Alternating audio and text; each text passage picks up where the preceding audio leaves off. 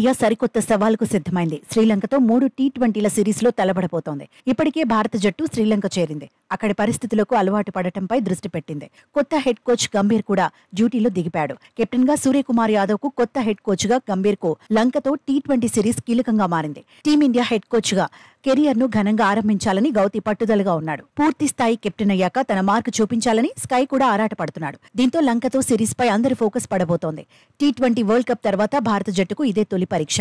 Zimbabwe టూర్లో పర్యటించినప్పటికీ అక్కడ భారత జట్టుకు పెద్దగా పోటీ లేకపోయింది. తొలి మ్యాచ్లో ఓడిన యంగ్ టీం చెలరేగి ఆడింది. శుభ్మన్ గిల్ కెప్టెన్సీలో పవర్ చూపించింది. 4-1 తేడాతో సిరీస్ గెలిచింది. అయితే టీ20 వరల్డ్ కప్ తర్వాత అసలైన సవాల్ మాత్రం లంకతోనే అనడంలో డౌట్ లేదు. జట్టుకు భారత్ బలంగానే ఉంది. కొత్త కోచ్ ఎలాంటి ప్రయోగాలు చేస్తాడనేదే ఆసక్తికరంగా మారింది. బ్యాటింగ్ ఆర్డర్ పై ఎలాంటి ఇంపాక్ట్ చూపిస్తాడో అనే చర్చ జరుగుతోంది. అగ్రెసివ్ గా ఉండే గౌతి భారత ఆటగాళ్లకు స్వేచ్ఛను ఇస్తానని ఇప్పటికే చెప్పాడు. ప్లేయర్లపై నమ్మకం ఉంచుతానన్నాడు. యువ ప్లేయర్లను ప్రోత్సహించడమే తన టార్గెట్ అన్నాడు. టీమ్గా ప్లేయర్లు రాణించేలా చూస్తానన్నాడు.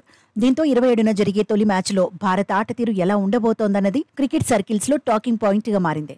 ఓపెనర్ గా శుభ్మన్ గిల్, యశస్వి జైస్వాల్ బరిలో దిగబోతున్నారు.